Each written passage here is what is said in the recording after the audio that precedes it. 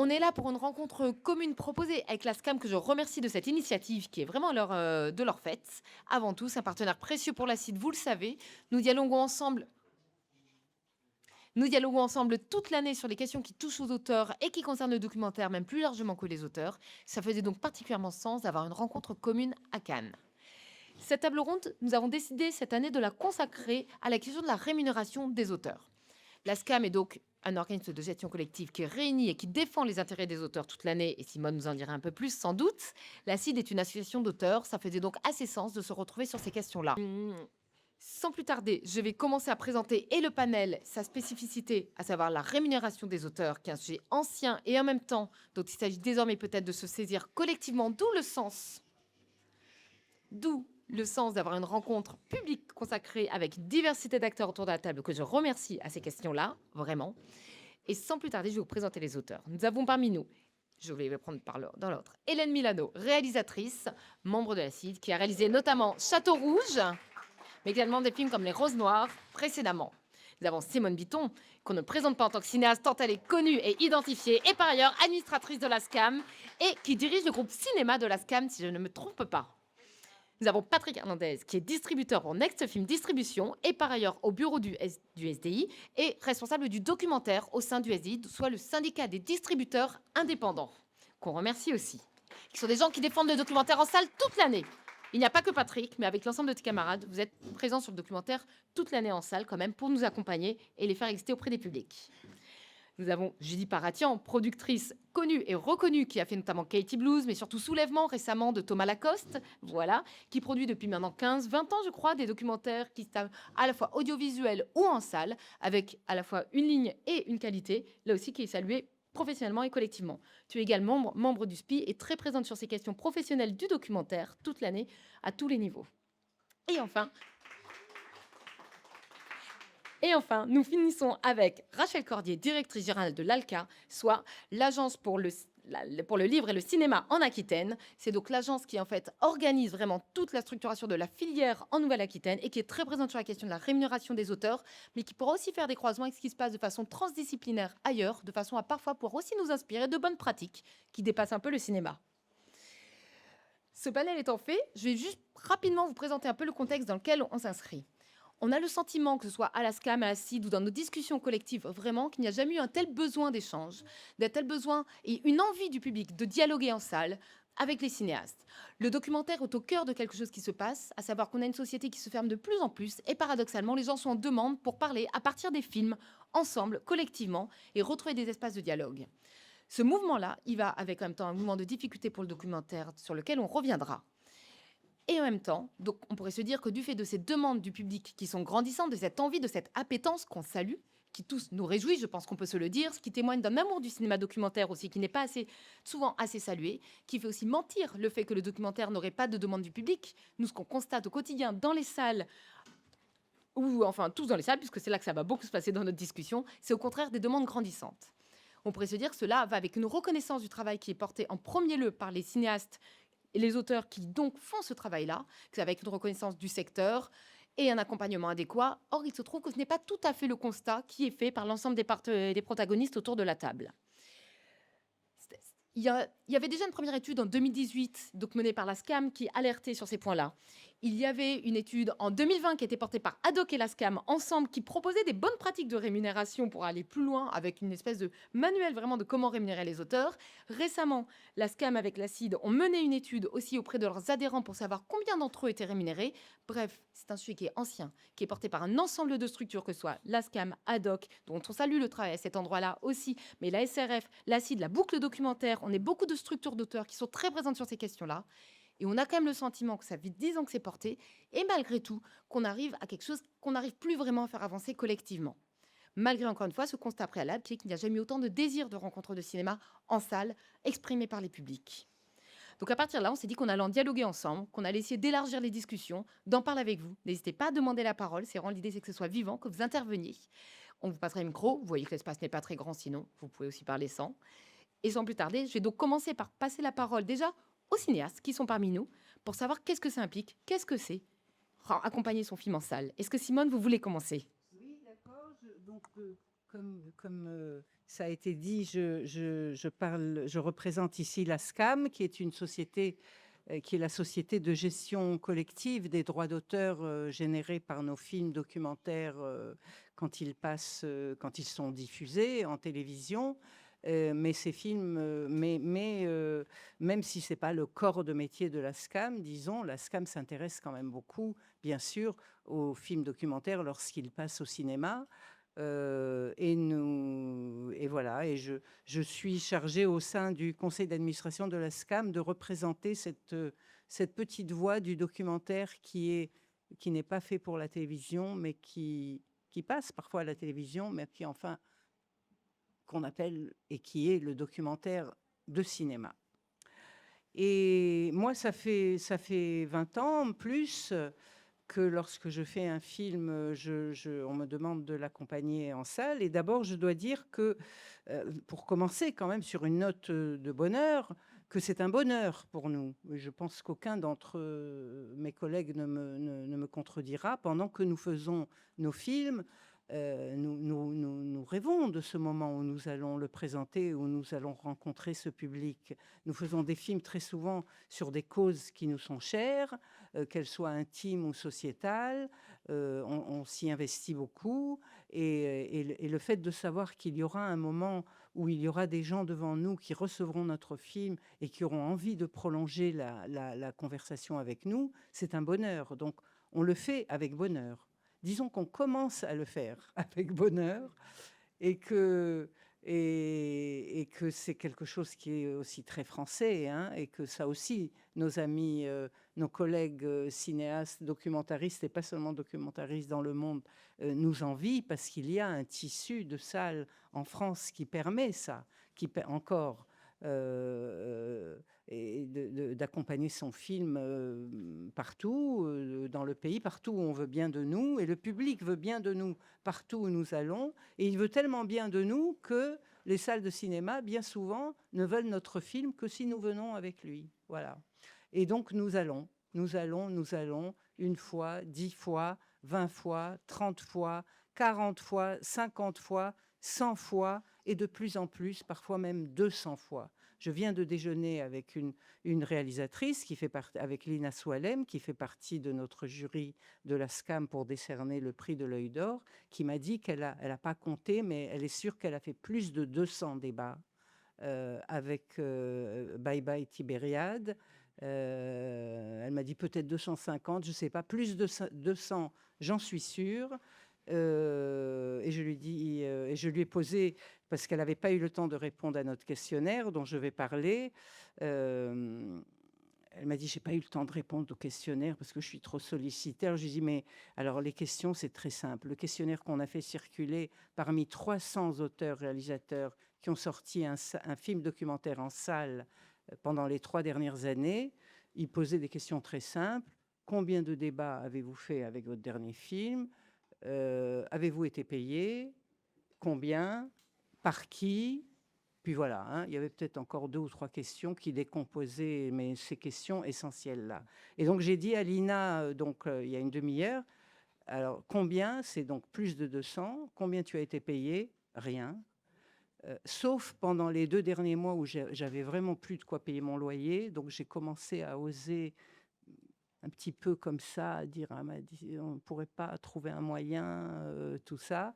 Et donc un moyen a été trouvé avec les associations qui étaient partenaires de certains de ces débats. Pendant les 2 derniers mois, elle a commencé à être rémunérée, mais très peu, de l'ordre de 100-120 €. Voilà, pour chaque débat qui parfois prend 2 jours, hein. Quand on habite à Paris et qu'on accompagne un film à Toulouse, bah, ça prend 2 jours d'aller à Toulouse, de montrer son film, de parler avec le public pendant 1 heure et de revenir le lendemain. Voilà.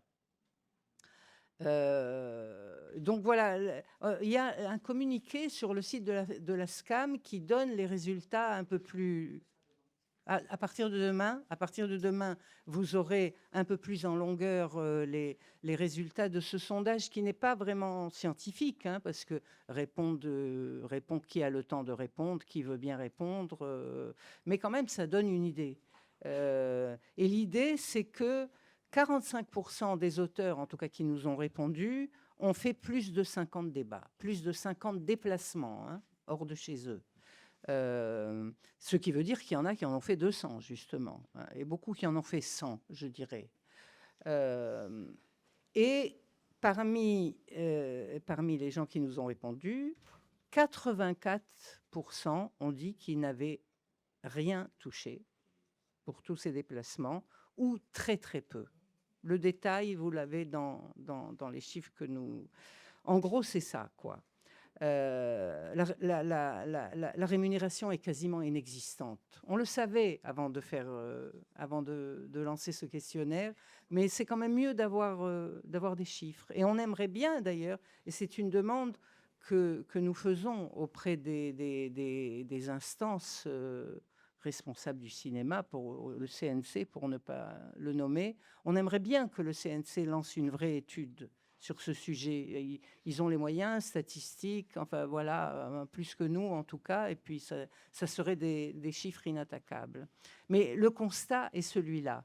Et c'est vrai que ça existe depuis longtemps, mais on a le sentiment que ça arrive à un point de craquage, quoi. Parce que faire 200 débats, ça veut dire aussi bien souvent perdre ses droits à l'intermittence parce que ça dure 1 an, donc on n'a plus, voilà, on a plus d'heures. Ça veut dire qu'on n'a pas le temps d'écrire un autre film. Ça veut dire qu'on est très fatigué. Ça veut dire qu'on en arrive à ne plus supporter son propre film à la fin. Je ne sais pas si, hein, on n'arrive plus à supporter d'en parler. On n'en peut plus.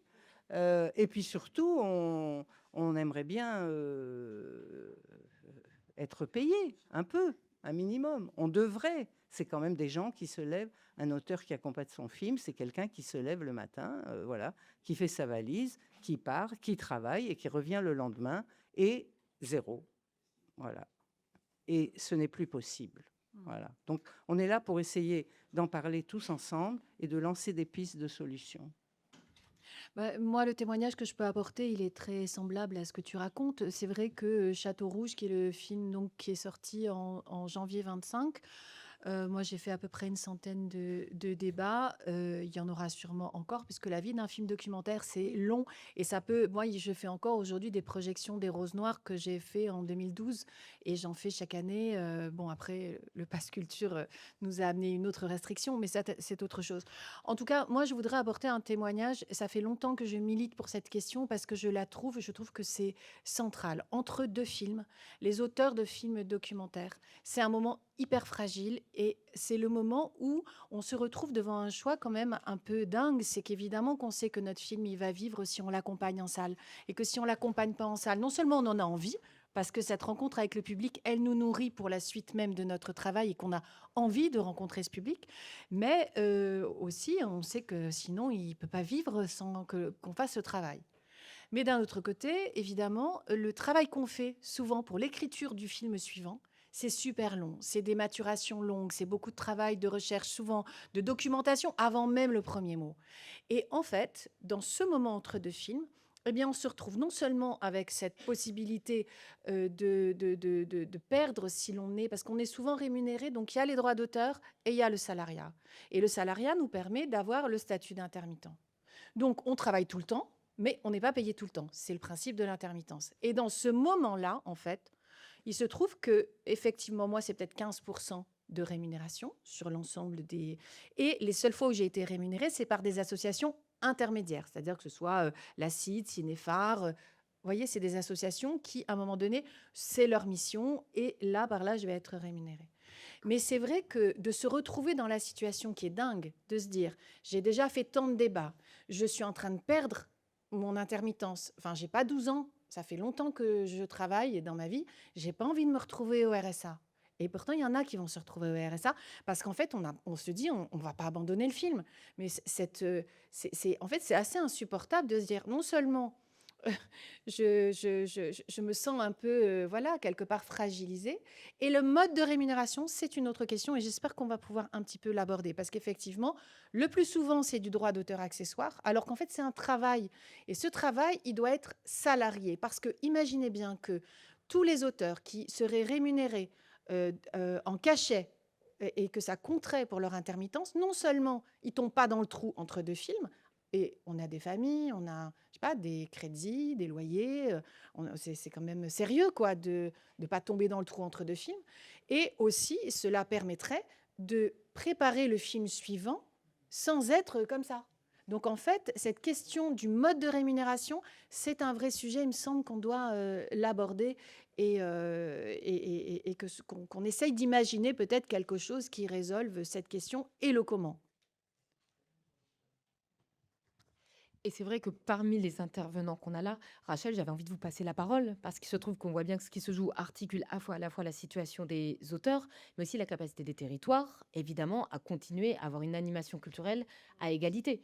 La question n'est pas de les animations dans le centre-ville de Paris, on le sait, mais de permettre une égalité des territoires dans l'accès à tous et de comment on articule une réalité sociale avec celle-là, en fait, d'une égalité des films, de l'accès aux films et aux auteurs.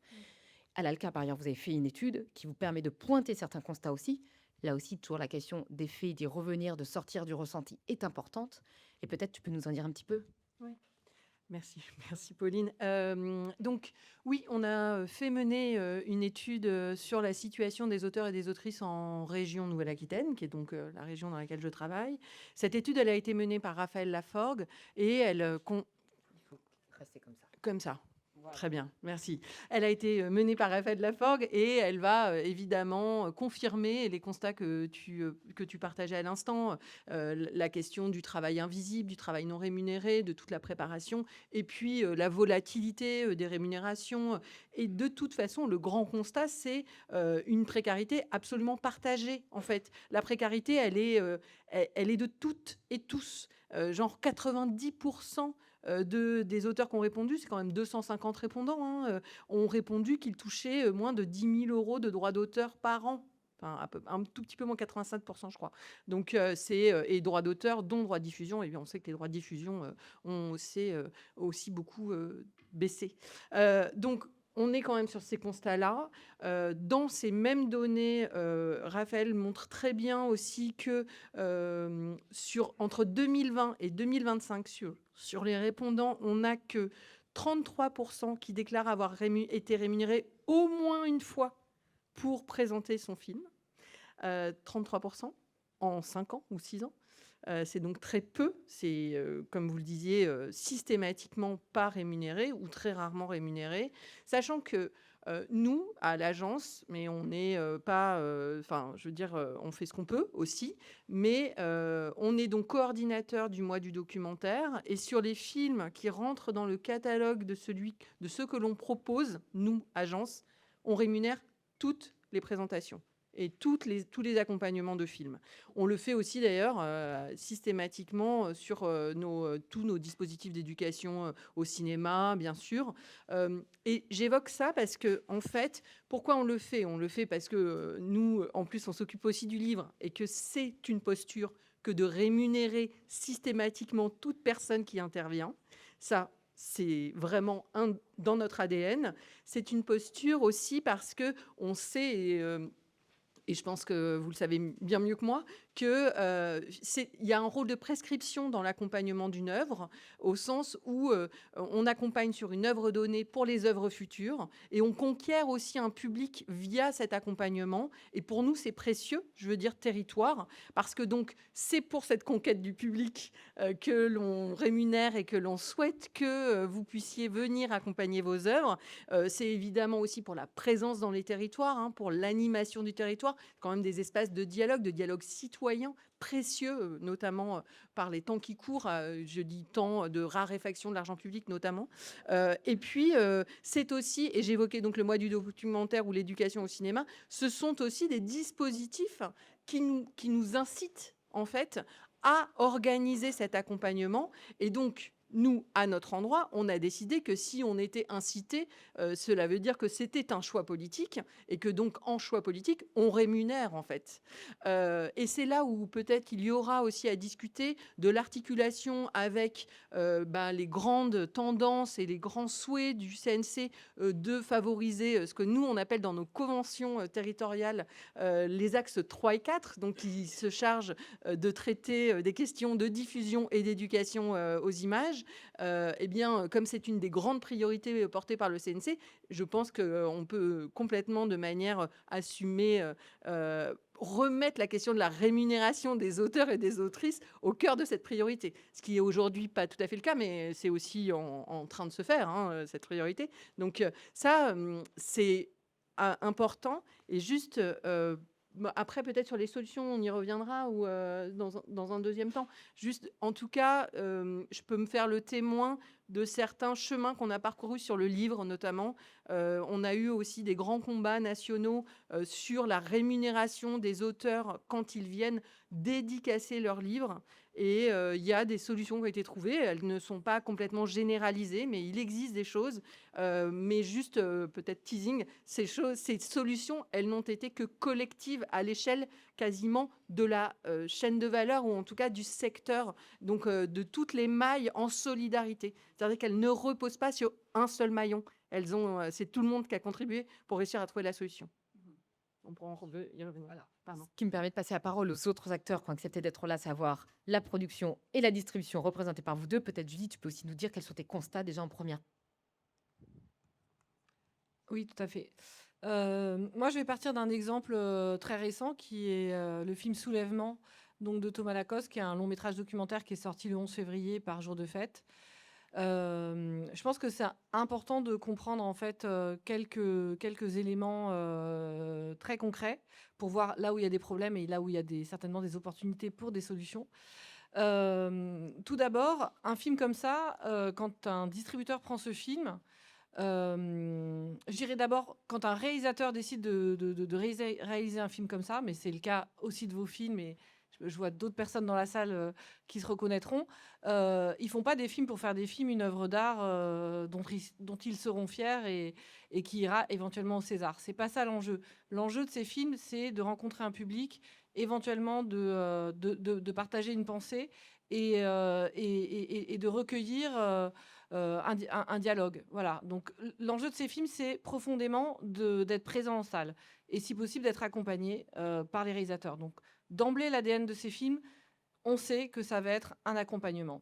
Ça, c'est hyper important. C'est stimulé par tout le monde. C'est stimulé par les pouvoirs publics qui disent on veut des gens dans les salles, on veut des médiateurs, on met en place un dispositif tel que les 100 séances événementielles qui vont permettre à des films qui ne sont pas a priori prévus pour le cinéma, mais qui ont un écho potentiel dans les salles, qui ont une dimension événementielle, qui vont permettre de faire venir des gens dans les salles.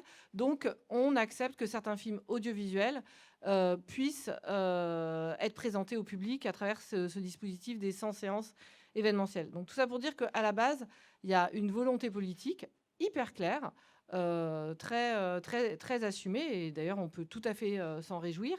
Ensuite, il y a une volonté quand même économique, c'est-à-dire que on est bien d'accord que si le film n'est pas accompagné dans les salles, le film va faire moins d'entrées et donc il va y avoir moins de recettes. Et là, donc, je m'inclus en tant que productrice et personne qui, a priori, peut recueillir des recettes des films qui sont distribués en salle.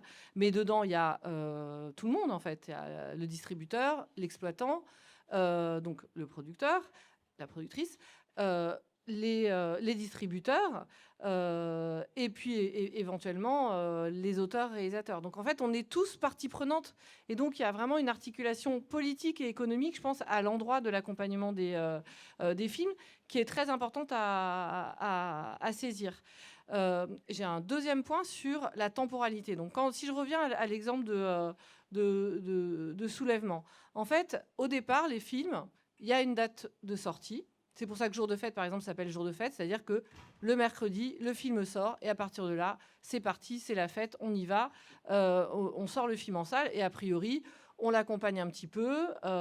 Jusqu'à présent, on n'avait pas besoin, ou il y a certains films qui, en tout cas, se suffisaient à eux-mêmes, ils n'avaient pas besoin d'être suraccompagnés pour pouvoir rencontrer leur public. Il était lancé par des attachés de presse, par les distributeurs, un gros effort était mené, des dépenses étaient faites, et puis voilà, c'était parti. Aujourd'hui, il y a 2 autres périodes qui se rajoutent, à mon sens, en tout cas sur la base de l'exemple de Soulèvement, je peux le dire.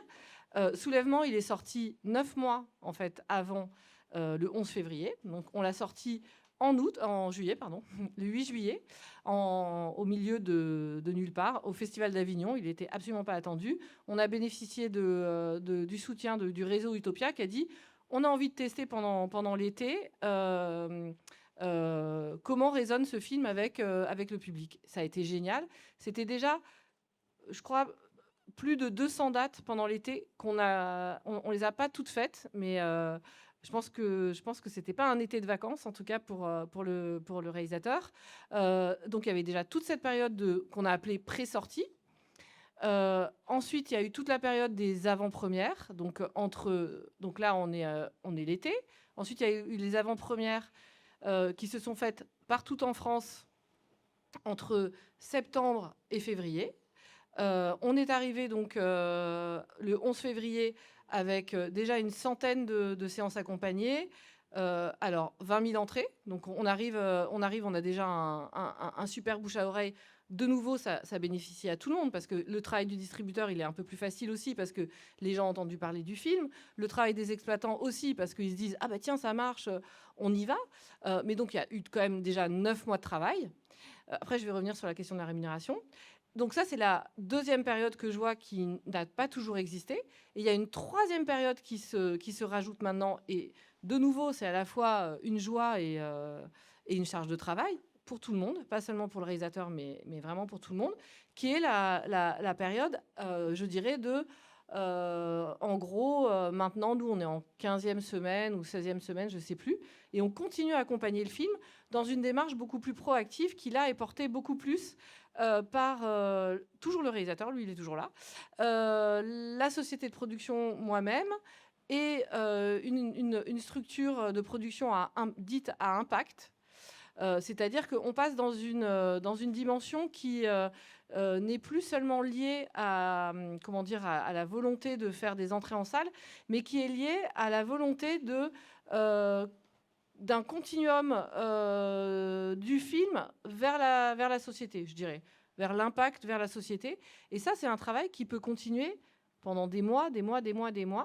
Ce qui veut dire qu'à partir de octobre-novembre, on va rentrer dans une autre période qui est la période du non commercial, où là, on aura le droit de diffuser le film dans les bibliothèques, dans les médiathèques, enfin en dehors des salles de cinéma. Et tout ça, c'est encore une fois énormément de travail.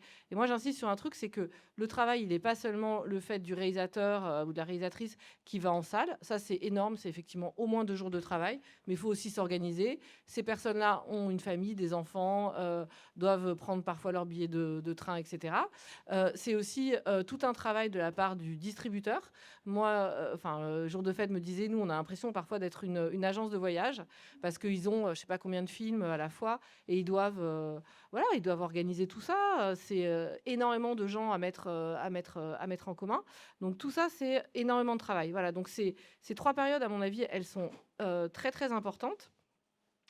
J'en viens à mon dernier point, qui est la question de qui doit payer tout ça.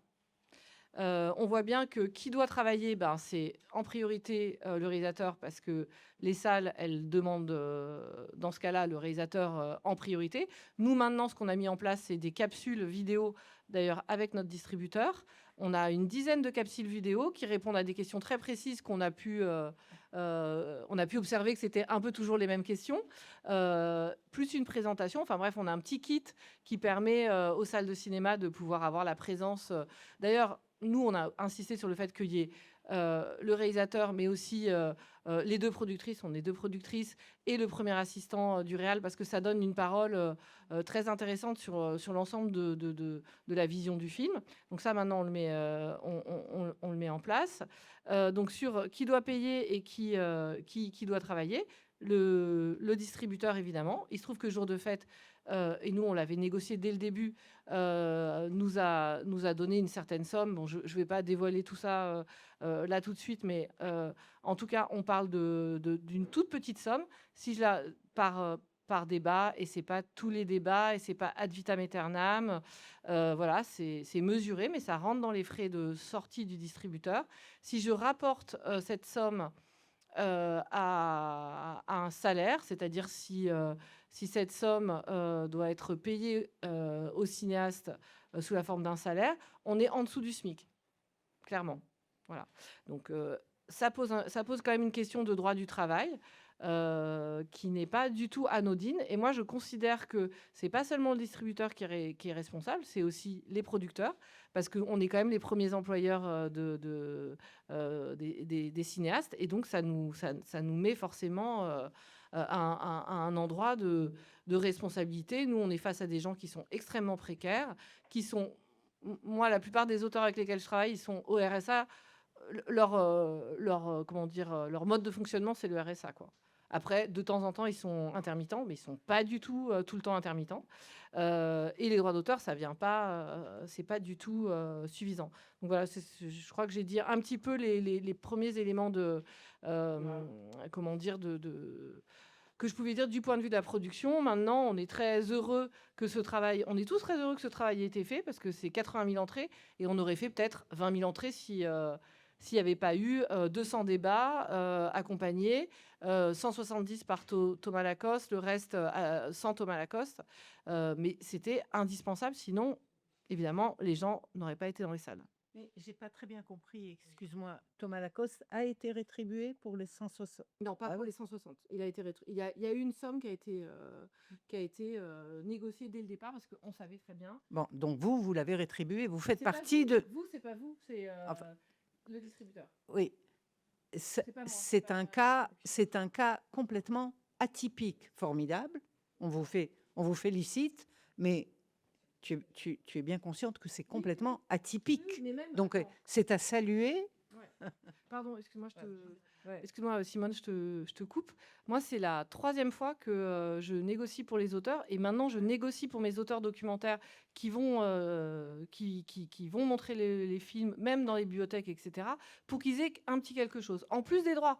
Parce que nous, en fait, non, mais parce que j'ai beaucoup eu affaire à ça, c'est-à-dire que non seulement notre travail, il n'est pas extrêmement bien rémunéré, mais souvent, il est considéré comme gratuit parce qu'il est il est important. Donc il est gratuit, donc on pourrait le faire gratuitement. Et c'est vrai que Patrick, on a quand même le sentiment que l'évolution du documentaire tend quand même ces dernières années. Est-ce que tu peux nous partager en tant que distributeur, d'une part, ce que tu constates, mais aussi l'évolution du marché, qui fait qu'on a quand même collectivement le sentiment qu'on arrive à un point de rupture là, qui nous oblige à nous saisir collectivement de cette question pour commencer à apporter des réponses concrètes peut-être aussi. Alors, d'accord. Je vais tenter d'apporter quelques éclaircissements. Déjà par rapport, moi, du coup, à mon expertise au sein de Nextfilm et sur nos méthodes de travail. Et peut-être aussi un tout petit peu un retour de quelques distributeurs. Mais après, je ne sais pas dans les détails effectivement comment ils font, mais on a pu un peu en discuter entre nous lors du dernier bureau au SDI. Alors déjà, c'est vrai que là, on peut dire que le marché a du coup évolué finalement doublement. C'est que là, vous parlez du nombre important de séances débat.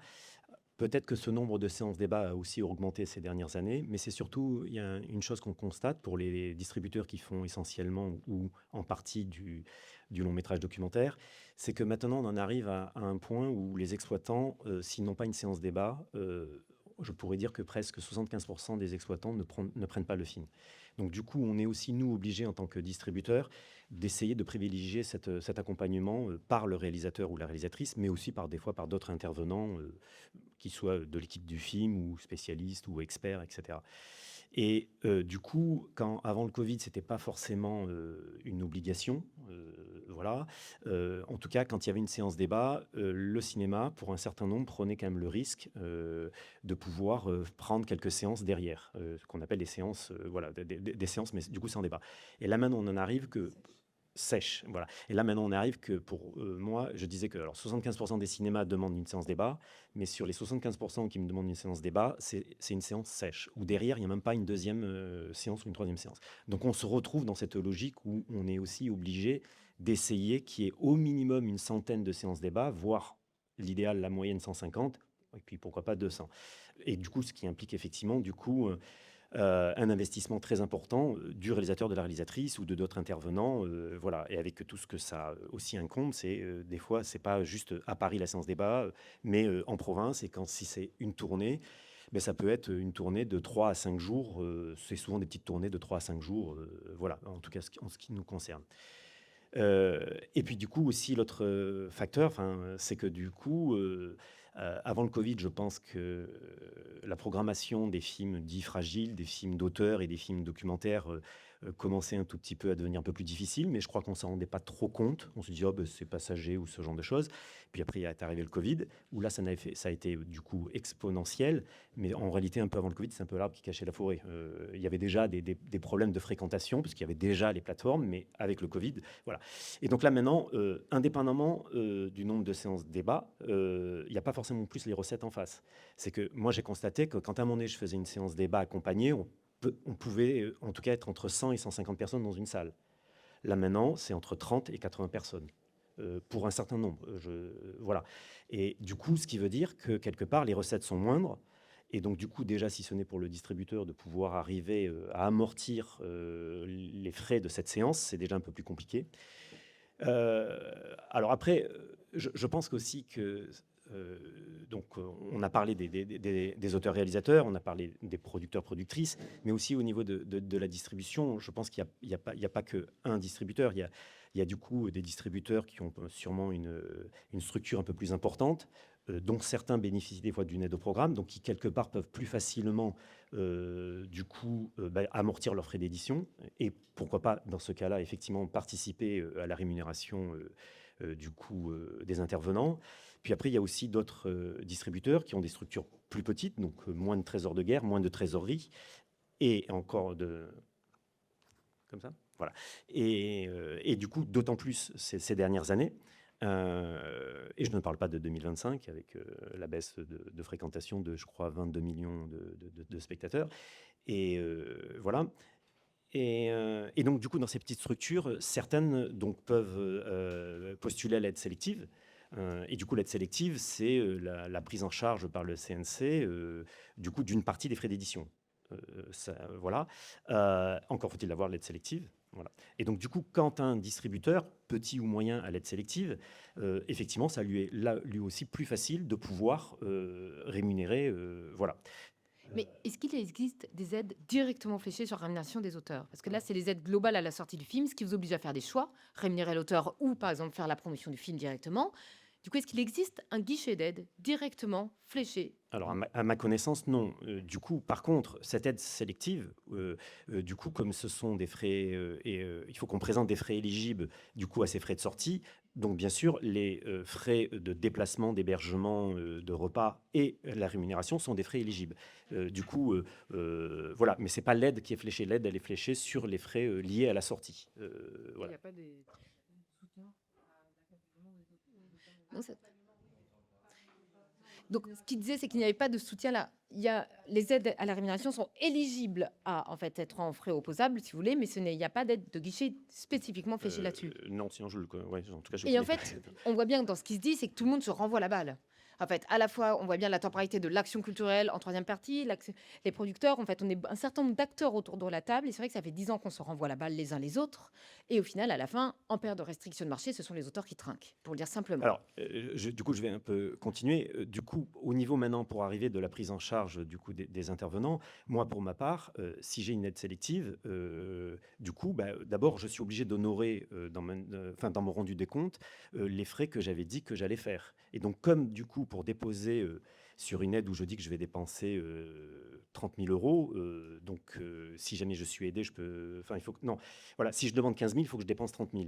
Et donc, dans les 30 000, je vais du coup faire un devis en disant ce que je vais du coup dépenser pour l'attaché de presse, pour le programmateur. Non, le programmateur, il ne rentre pas dans les frais éligibles. Enfin, et pour les déplacements. Et donc, du coup, moi, je mets que du coup, il y aura tant de séances qui vont être rémunérées.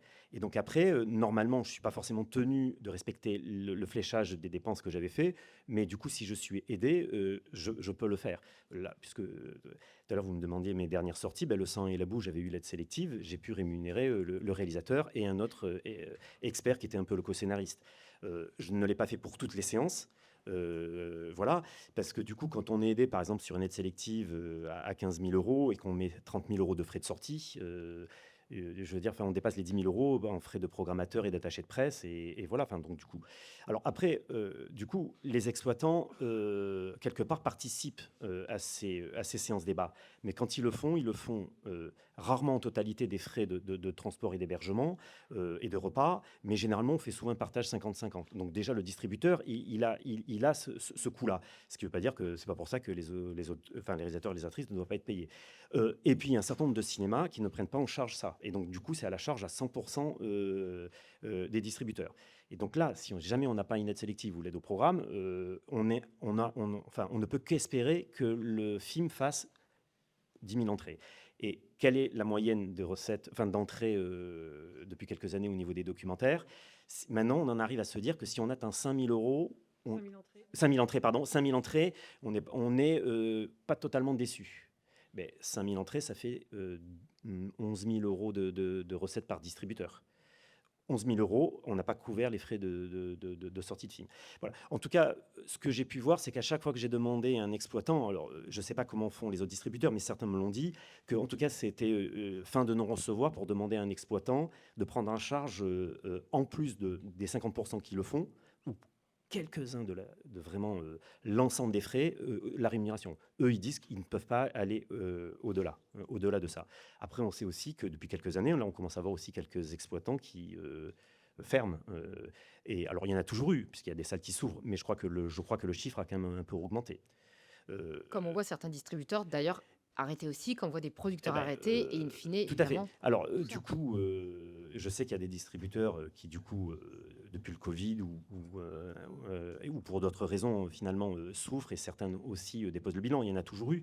Mais là, je n'ai pas le chiffre, mais j'ai eu presque un peu l'impression que par moment, on peut avoir par année 2 ou 3 distributeurs qui ferment, ou en tout cas un, donc ça ferait une moyenne de 2 par an.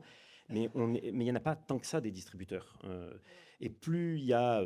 si on en arrive pendant 5 ans à ce qu'il y ait 2 distributeurs qui ferment, qui font une cessation d'activité, en 5 ans, ça fait 10 distributeurs. Donc là, on va avoir peut-être un problème de diversité, parce que souvent, ceux qui ferment, c'est des petits, Shellac, la 25e heure, et la liste peut être encore longue. Et donc là, on pourra aussi se poser des questions. Qui va rester pour sortir des films d'auteur et des documentaires? Voilà. Par contre, moi, alors, du coup, j'ai pu parler à quelques comme ça distributeurs. Ils ont un peu la même analyse. Je sais aussi qu'il y a certains distributeurs, c'est une info juste, que dans leur mandat de distribution, ils disent que, par exemple, il y a un forfait de 20 à 30 séances où le réalisateur ou la réalisatrice s'engage à accompagner le film sans être rémunéré, et que du coup, parce que voilà, un peu comme si ce sont un peu des avant-premières pour représenter leur film. C'est une info, voilà, c'est pas un jugement. Et que du coup, certains distributeurs s'engagent au-delà de ce quota de 20 ou 30, après du coup à rémunérer, parce que du coup, au bout d'un moment, voilà, il faut effectivement vivre ce genre de choses. Mais après, je n'ai pas, moi, la proportion à l'intérieur des distributeurs de qui fait ça et comment, etc. Et après, je n'ai pas non plus la réponse si tous ceux qui ont l'aide sélective ou l'aide au programme rémunèrent voilà, des séances. Voilà. Et du coup, est-ce que vous avez connaissance de dispositifs qui permettraient quand même de sortir de l'impasse dans laquelle on va, pour le dire simplement, et dans laquelle on est depuis 10 ans? Je pense qu'un certain nombre d'entre nous travaillent ces questions-là depuis un moment. En fait, je pense dans la pièce, on est nombreux à s'en être parlé. La question, c'est comment on dépasse ça. Comment, en fait, vu la crise que le documentaire traverse, en fait, collectivement, on commence à poser peut-être des hypothèses de travail à porter ensemble.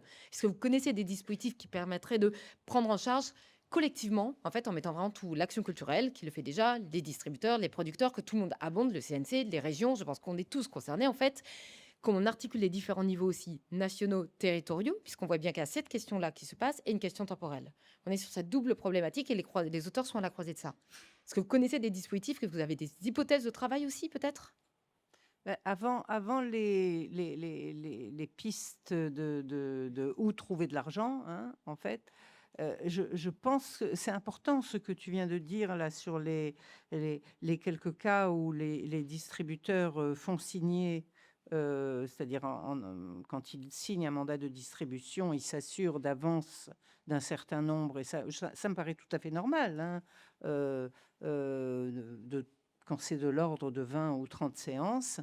Le problème commence après. C'est pour ça, je pense, c'est à cause de ça, je pense qu'il est tellement important pour nous à la SCAM d'avoir une étude sérieuse, scientifique de toutes les pratiques et de tout. Parce que je pense que le CNC, qui est quand même l'arbitre suprême de notre profession, de toute notre profession, dans tous ses aspects, s'il fait une étude scientifique qui est commanditée par lui et que arrive sur la table de la direction du CNC une étude qui dit qu'il y a tant de réalisateurs de films documentaires qui ont fait tant hors contrat, hors des 30 éventuellement que tout le monde trouve ça normal, mais qui ont fait 200 débats, 200 déplacements hors de chez eux sans être payés, si c'est le CNC qui a cette étude sur sa table, il en est responsable. Il est responsable d'un travail qui n'est pas rémunéré au sein même de la profession qu'il arbitre, qu'il gère. Et ça ne veut pas dire que c'est le CNC qui doit forcément donner plus d'argent, mais il faut qu'il en soit responsable et au moins qu'il soit avec nous autour de cette table où nous discutons pour trouver la solution avec nous. On ne la trouvera pas sans lui. Je ne dis pas qu'il n'y a que le CNC qui la trouvera et qu'il faut absolument inventer une nouvelle aide. C'est peut-être pas possible, sans doute, en ce moment. Mais je pense que la question de la responsabilité doit être posée clairement. On en est à un point où, quand pour beaucoup d'entre nous, je veux dire, on ne sait pas si on se casse la jambe en montant sur scène après le film, qui est responsable de nous? Je veux dire, surtout quelqu'un qui est en fin de droit. Qui est responsable? Et ça devrait être intolérable pour le CNC, et c'est bien pour ça qu'on veut qu'il y ait un papier clair, officiel, issu par le CNC. Déjà. Et ça n'a jamais été fait. C'est vrai qu'il y a eu des études, la SCAM, la CID et tout ça, mais c'est le CNC qui doit mener cette étude. Et c'est le CNC qui doit brandir ses chiffres et dire il y a un problème. Et je pense, après, dans un deuxième stade, c'est sûr que la solution doit être collective et qu'il faut que chacun ait des idées et que chacun y mette du sien et qu'on s'inspire aussi de ce qui a été fait dans d'autres pays. Mais ça me paraît difficile tant qu'on n'a pas le document qui tue, quoi. Voilà. Celui qui dit c'est ça, et ça, c'est illégal. Ce qui se passe est illégal. Voilà. Vas-y.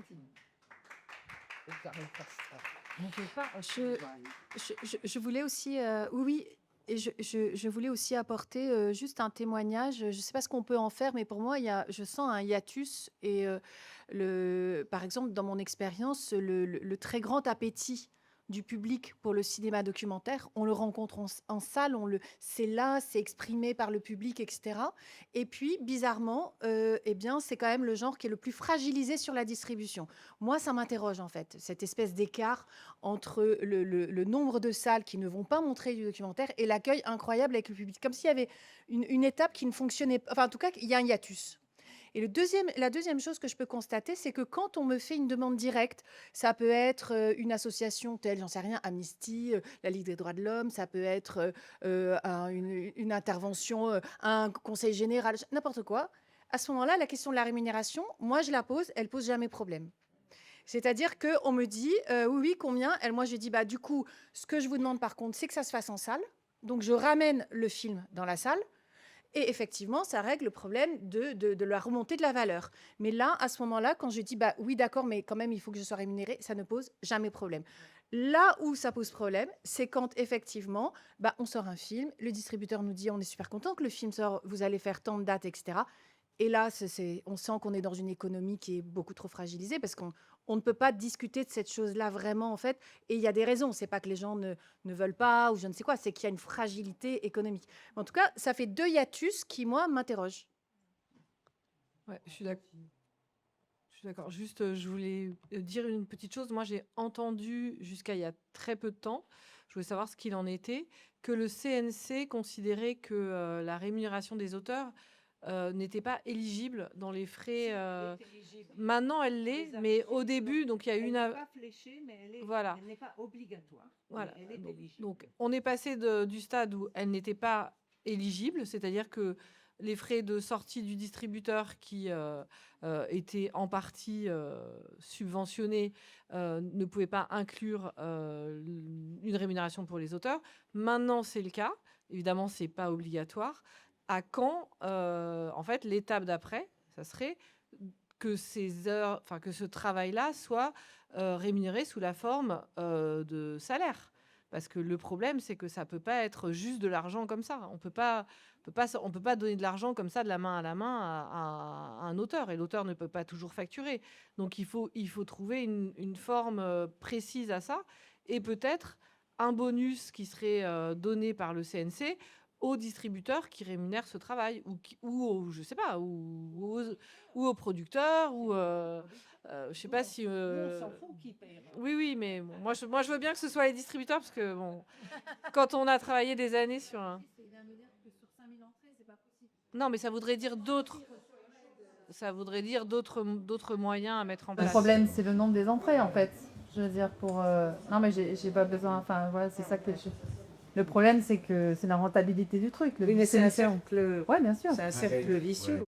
Et l'hypothèse d'un fonds abondé par tout le monde collectivement, comme je crois que ça a pu exister ailleurs, non, en fait? Alors, si tu fais, oui, alors quand même juste pour rebondir, au-delà d'un fonds, il y a des outils. Alors ça marchera pas dans toutes les situations, mais le CNC, comme les collectivités, sont financeurs, bailleurs, financeurs de certaines, par exemple, de manifestations comme les festivals. Il pourrait y avoir complètement à cet endroit-là une obligation de rémunération qui viendrait conditionner le fait de toucher de l'argent et de la subvention pour organiser sa manifestation de le conditionner au fait de rémunérer les auteurs et les autrices qui s'y déplacent. Et ça, pour le coup, ça a été fait dans d'autres secteurs. Donc ça, ce sont des conditions d'éligibilité qui existent dans d'autres secteurs et qui ont été régulées au niveau national par d'autres établissements nationaux. Bon, vas-y, si tu veux. C'est bien, je pourrais ajouter à ça, les festivals aussi, c'est un problème, parce que les festivals, très souvent, non seulement ils ne rémunèrent pas les réalisateurs, ils ne rémunèrent même pas les films, ils ne rémunèrent pas les exploitants. C'est-à-dire la plupart des films sont donnés à la plupart des festivals. Ah bah si, beaucoup. Parce que quand ils sont en compétition, ils ne sont pas rémunérés, parce que peut-être qu'ils auront un prix. Alors, il suffit d'inventer une petite compétition et puis voilà. Alors, Non, il y a ça- plein de, ça dépend plein des de festi- festivals qui Oui, rémunèrent oui, non, pas. mais je suis d'accord. Ça dépend des festivals. Il y a certains festivals qui même rémunèrent du coup la copie s'il est en sélection. Il y en a d'autres qui ne le rémunèrent pas et qui ne rémunèrent que si c'est hors compétition. Enfin, ou des fois, il la rémunère pas. Et là, dans ce cas-là, c'est soit le producteur ou le distributeur. Il dit, alors, comme le film est hors compétition, si vous le voulez, vous êtes obligé de louer la copie. Ouais. Et alors, du coup, je ne sais pas si on en a parlé, c'est que indépendamment du CNC, des exploitants ou des distributeurs, il y a quelques associations du coup Cinéphage ou du coup donc le mois du documentaire, un documentaire sur grand écran, du coup Oh My Doc, mais là du coup qui parfois accompagnent les films du coup par la rémunération des réalisateurs et des réalisatrices, mais encore faut-il que le film du distributeur soit éligible. C'est pas tous les films. Et donc du coup, et donc voilà. Et donc voilà, nous on a pu en bénéficier, mais c'est vraiment pas du tout systématique. Et là, quand le film peut en bénéficier, bah, du coup nous ça nous enlève cette épine du pied et la rémunération est prise pendant un certain nombre de séances par ces associations voilà, régionales. Moi, la seule piste ce qui avait été bien, qui avait été dit, c'est le fait qu'il faut que peut-être que tout le monde participe. Mais pour le moment, sachant que pour un certain nombre de distributeurs et pour un certain nombre d'exploitants, c'est déjà un peu la limite, ça ne veut pas dire qu'il n'y a peut-être pas encore plus à faire, mais peut-être que si le CNC abondait davantage au niveau des subventions auprès de certaines associations, et après, ces associations auraient peut-être les moyens, et il faudrait que ça soit fléché pour aller dans ce sens-là, et de pouvoir faire davantage d'opérations et de pouvoir soutenir davantage de films. Oui, le choix de sur quoi et à quoi on conditionne l'aide, donc à quel type de dépenses, il est crucial parce que en fait, là, les aides qui sont versées, elles ne sont que très rarement conditionnées au fait de rémunérer les auteurs et les autrices. Donc, au-delà même d'un abondement supplémentaire, le corréler déjà dans l'esprit des dispositifs, ce serait, je pense, une première étape décisive en fait, en tant que régulateur, entre guillemets, des pratiques du secteur. Après, peut-être, tu faisais référence et tu me posais la question. Je pense que je peux juste évoquer très rapidement, je ne suis pas une spécialiste de la manière dont c'est apparu, mais il y a au sein du secteur du livre un dispositif qui s'appelle la plateforme BD Dédicace et qui est vraiment venu régler ce type de situation, c'est-à-dire la présence d'auteurs et d'autrices sur des temps de dédicace sans rémunération pendant très longtemps. Et ça a été très long à négocier. C'est passé par une charte, donc avec une rémunération proposée, des minima, etc. Sauf que encore faut-il trouver qui va payer. Et donc, l'étape d'après, ça a été la création par la SOFIA, qui est l'OGC, l'organisme de gestion collective, qui a créé une plateforme qui permet de contribuer et de rémunérer. Et cette plateforme, elle est abondée par la SOFIA, donc par l'OGC. Elle est abondée aussi par le CNL, le Centre national du livre, pardon. Donc ça, c'est un exemple de dire, je ne sais pas si c'est l'exemple parfait, c'est de dire que l'argent est venu de plusieurs endroits et a réglé des situations diverses qui potentiellement traitaient aussi bien la situation en salon, en festival ou en librairie, en fait. Et donc, c'était aussi ça qui permettait ils ont trouvé une solution qui était commune et collective. Et l'autre exemple que je peux donner, qui est un peu différent, mais encore une fois, c'est juste de montrer une situation qui n'a pas grand-chose à voir, et en même temps, la solution, elle a été commune et collective. C'est celle des artistes plutôt musiciens. Et là, c'est une autre solution qui a été trouvée. C'est donc une solution de plateforme aussi, Café Culture, ça s'appelle. Et c'est un groupement d'intérêt public qui est abondé par de l'argent de collectivités territoriales qui ont créé un fonds qui permet de rémunérer les artistes musiciens, en l'occurrence, quand ils performent dans des lieux qui ne sont pas habituellement des lieux qui accueillent de la musique, et qui d'ailleurs n'avaient pas les possibilités même de faire un cachet, même au Guzo, qui ne savaient même pas aller jusque-là. Et donc, il y a une rémunération systématique permise grâce à cette plateforme. Alors bon, évidemment, c'est un peu capé, parce qu'il ne peut pas y avoir 2 millions de représentations payées comme ça. Mais quand même, encore une fois, la solution, elle a été trouvée à plusieurs, et là, plutôt vraiment avec de l'argent public. Mais c'était quand même à chaque fois des dynamiques qui viennent des auteurs et des autrices ou des artistes. En fait, le CNL a quand même été. Alors, encore une fois, je suis pas une spécialiste non plus, mais en tout cas, le CNL a bien sûr participé aux discussions et fait partie de la solution. Donc. Mais du coup, je voudrais juste, parce que tu évoques le Guzo. Et en fait, c'est intéressant parce que le Guzo, c'est donc un système justement pour le spectacle vivant. Donc le spectacle vivant, quand demain on fait une représentation, par exemple ici, qui n'est pas un lieu habituellement prévu pour faire du théâtre, eh bien effectivement, avec un formulaire extrêmement simple, on peut, un guichet très simple, déclarer un cachet d'intermittent. Et ça, moi, je les avais appelés à l'époque en leur demandant, mais pourquoi est-ce que nous, quand on va dans les salles, on est en représentation devant public, ne pourrait-on pas? Et ils ont dit non, on ne peut pas avoir d'extension. On ne peut pas avoir d'extension. Mais en tout cas, réfléchir à partir de là, un système extrêmement simple, parce qu'en fait, comme les acteurs qui organisent les débats en France, c'est des acteurs très différents. Des fois, la salle de cinéma, il est tout seul, il ne va pas faire un bulletin de salaire, il ne sait pas le faire. Enfin, un système qui fait qu'on aurait comme ça à l'image du Guzo, quelque chose qui soit vraiment spécialisé pour le cinéma, et qui ferait que des acteurs très, très différents pourraient envoyer ce formulaire et puis faire que ça soit une déclaration en cachet. Parce que sinon, après, il y a la question effectivement de d'où vient l'argent. Mais en tout cas, on serait déjà directement dans du salariat en imaginant se calquer sur ce type de choses. Vraiment, c'est juste pour complètement confirmer que le Guzo a évidemment permis de rémunérer un nombre de situations qui ne l'étaient pas toujours par faute d'argent, mais notamment par faute de moyens de salariat, de moyens de déclaration administrative, exactement ce que tu viens. Donc ça a réglé ça quand même. Et donc il y a quand même des situations où la question de l'argent n'est pas celle qui empêche. Alors, par contre, j'étais quand même dans l'idée que c'est pas la majorité des situations qui seront réglées par... voilà, ça sera pas... Oui, tout à fait. Oui. Par ailleurs, oui, on va vous passer la parole parce que c'est plus d'1 heure qu'on parle. C'est passionnant, merci beaucoup, mais n'hésitez pas à intervenir. Et je vois que Hervé demande la parole pour commencer. Dans les C'était juste pour donner, pardon, Hervé Rony, le directeur de la SCAM. Non, juste pour donner une précision. On a vu Gaëtan Brouillard il y a quelques jours, donc arrête, hein, enfin, faut pas rêver. Il a très clairement botté en touche. Un, pour la mission, mais on va quand même lui demander. Deux, pour expliquer ses responsabilités des distributeurs, très clairement. Et la deuxième chose sur laquelle je voulais appeler votre attention, mais vous le savez très bien, regardez la reddition des comptes qui n'est pas respectée par un certain nombre de producteurs.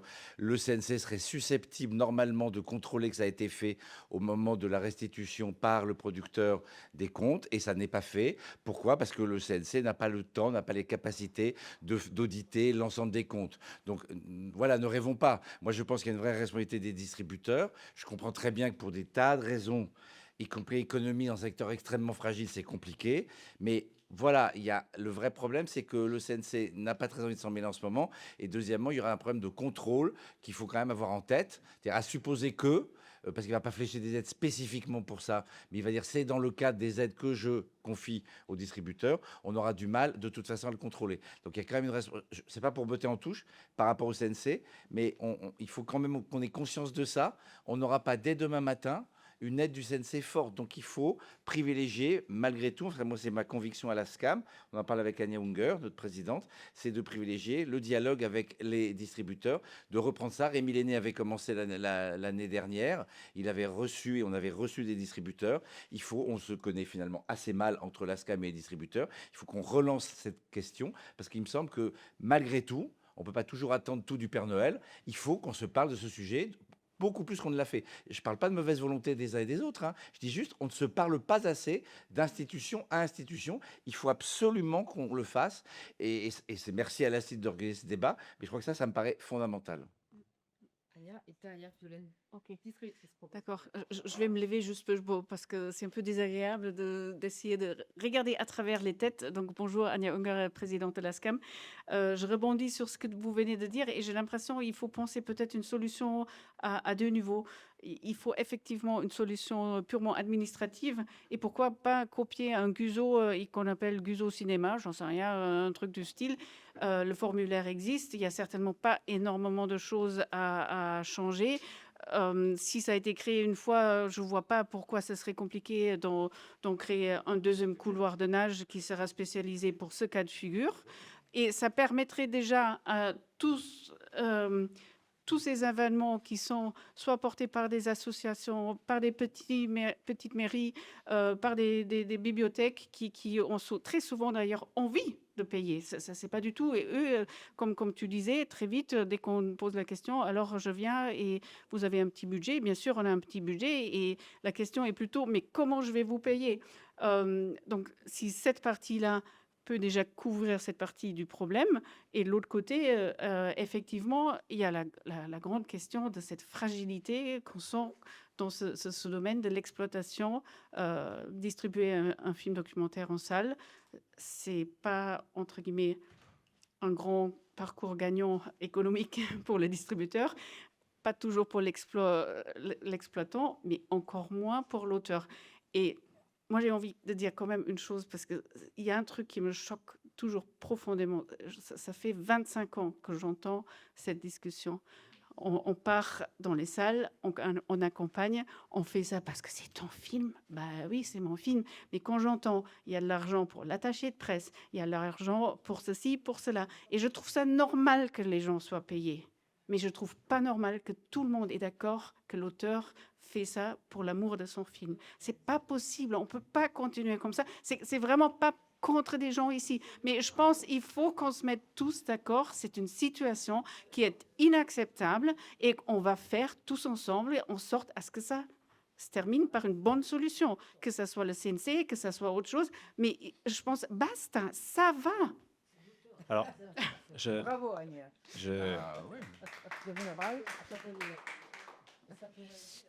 J'avais juste un petit truc à rajouter. Alors, je ne comptais pas le faire maintenant, donc ça n'a rien à voir avec votre intervention. Mais il y a aussi des interrogations que se posent les distributeurs en ce moment, de plus en plus. C'est-à-dire qu'à un moment donné, on a parlé de la motivation et de la passion qu'ont les auteurs à aller défendre leurs films, de la motivation et de la passion des producteurs de produire les films et aussi quelque part d'aider à cet accompagnement d'une façon directe ou indirecte.